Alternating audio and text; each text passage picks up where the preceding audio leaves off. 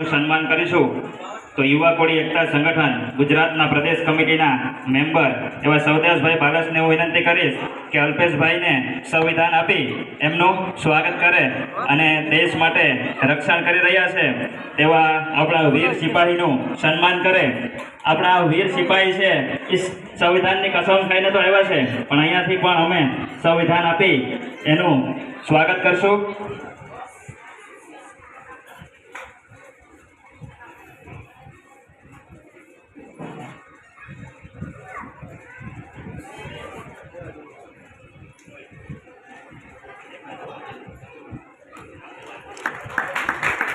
જોરદાર તાળીઓના ગડગડાટથી આપણે એને વધાવશું।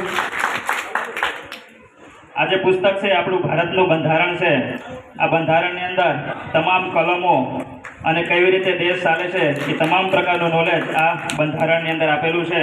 તો આપણે અલ્પેશભાઈને આ બંધારણ આપી એમનું સન્માન કરશું।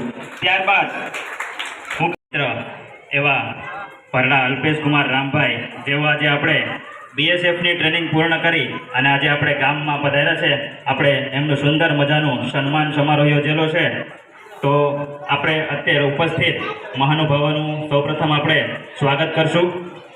તો દરેક મહાનુભાવોનું આપણે જોરદાર તાળીઓના ગડગડાટથી આપણે એમને વધારશું। તો સૌપ્રથમ આપણા પાતા ગામના ખાન આશ્રમના મહંત શ્રી દેવગીરી બાપુનું સન્માન કરશે ભરડા અલ્પેશભાઈ રામભાઈ, જે પોતે હાર પહેરાવી અને શાલ ઓઢાડી અને બાપુનું સન્માન કરશે। તો આવો બાપુ।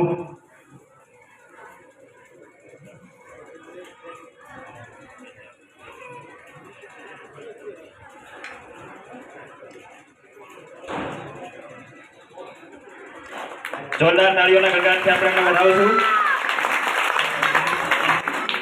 ખૂબ ખૂબ આભાર બાપુ તમારો કે આવા અમારા પ્રસંગની અંદર તમે હાજરી આપી અને અમારો પ્રસંગને છે તે દિવ્ય બનાવ્યો, એ બદલ આપણે બાપુનો પણ આપણે ખૂબ ખૂબ આભાર માનીએ કે એમને આપણા માટે સમય કાઢી અને આપણા કાર્યક્રમની અંદર ઉપસ્થિત રહ્યા। તો બાપુને આપણે જોરદાર તાળીઓના ગડગડાટથી વધાવશું।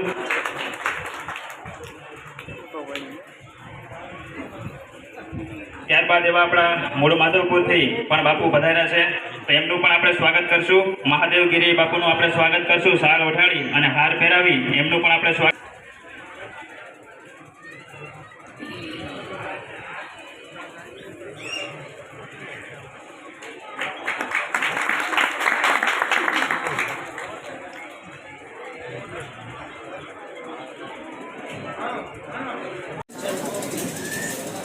भारत माता की जय।